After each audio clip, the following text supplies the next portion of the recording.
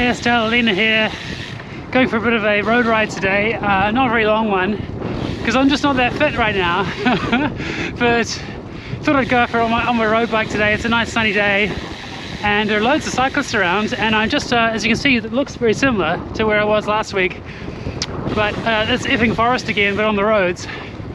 I kind of wanted to get into the main topic of this channel this time around, and figured these roads where there's a bit less traffic would be a good way to do it. What's it like being trans? I suppose is the bigger question that I'm trying to kind of explore, and in particular how it relates to exercise and sport. As a trans person, I'm in a kind of a unique position to experience what it's like to go from one hormonal system to another as a not really a competing athlete, but at least a sports person who's interested in exercise and getting out there and doing things.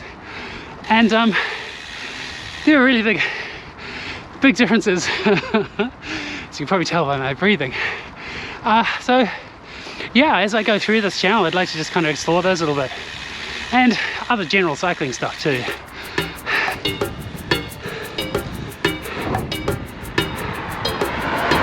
I'm really glad I came out for a ride today. It's not very windy. You might hear some wind noise on the mic. I'm sorry about that if you do. I'm still experimenting with the actual mount that's holding the mic and things. It's just a GoPro right now.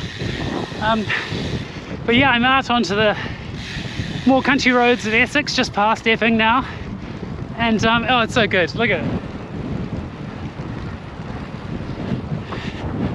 It's pretty nice. The road's a bit rough. Oh my god.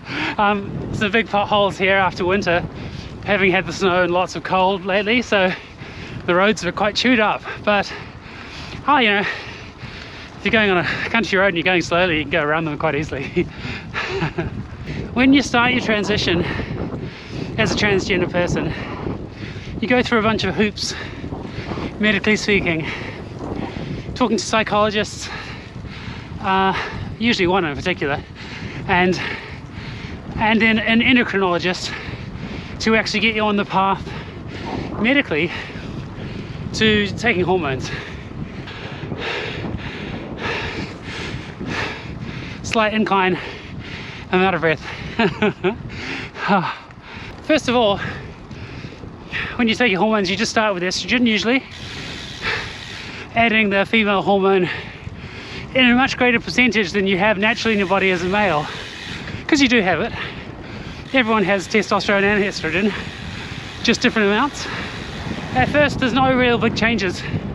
It's a very slow process of adjusting your body. The first changes might be things like the skin on your hands, I really noticed, changed really quickly, became quite soft. Skin in your face changes, becomes softer. Nothing really drastic happens. So for 6 months or so I took various levels of estrogen, slowly increasing it as we adjusted it, and so to see how I reacted to it, to make sure there were no adverse reactions. Then we introduced a testosterone blocker, and that's when the fun really starts to happen. These things take a while to actually take a real effect, but now I've been over 18 months with almost zero testosterone. When I say zero testosterone, what I mean is women usually have a small amount of testosterone, and it's vital for functioning in the body and keeping you healthy. And when you go on a testosterone blocker, it actually drops it below a female range. So I have almost none, and there are big effects from that, and it's very noticeable as a cyclist.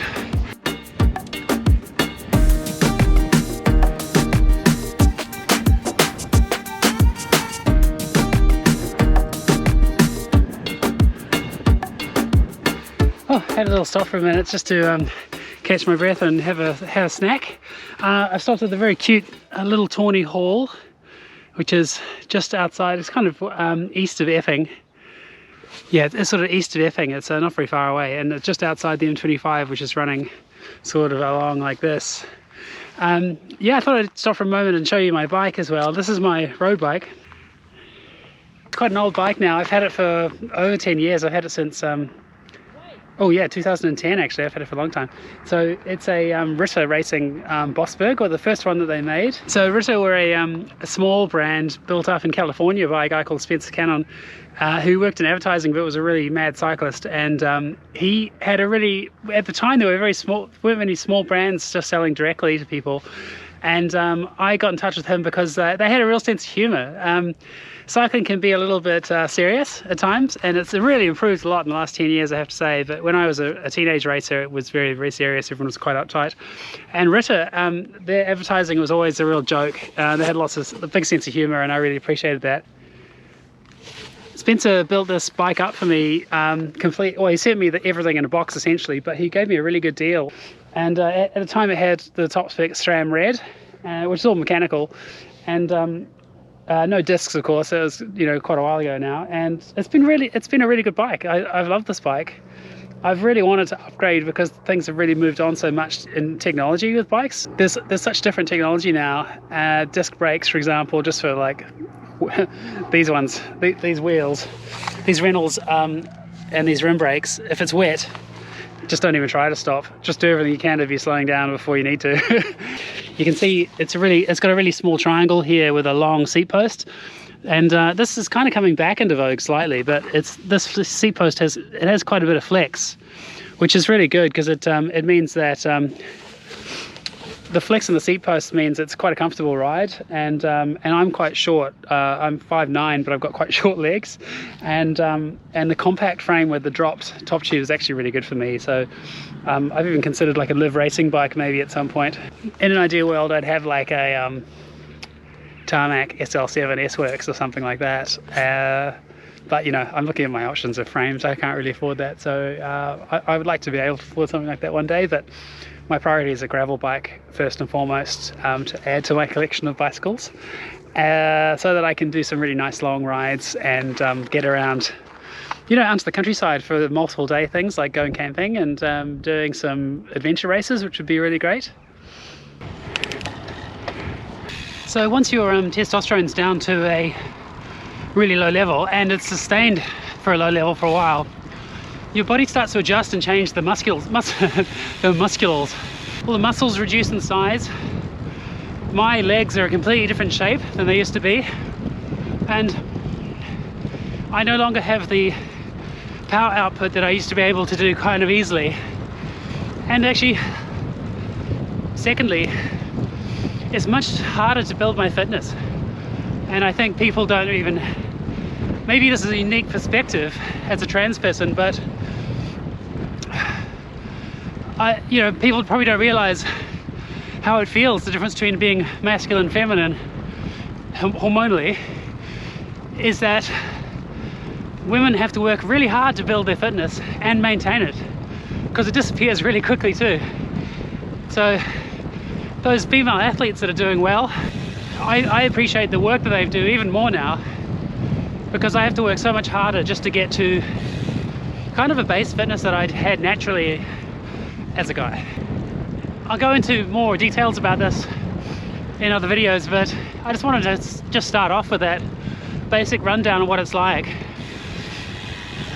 I suppose I haven't really discussed how I feel about it all, but yeah, I can get into that later on. Now I'm going to do some more riding in these nice country roads.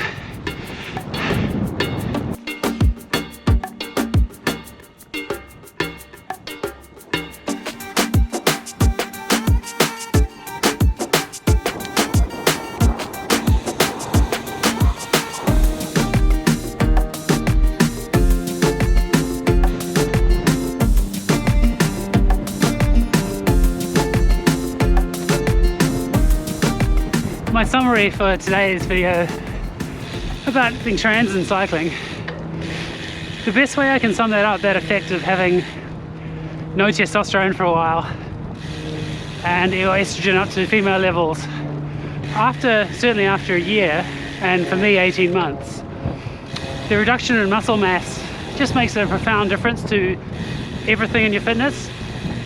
The best analogy I could make to it is someone else has actually made, and I'm copying it, so thank you to whoever thought it up. But if you take a car, like a muscle car, like a V8 Chevy or something like that, a classic film movie car, you take out the engine, the muscles, and you put in a smaller engine, smaller muscles.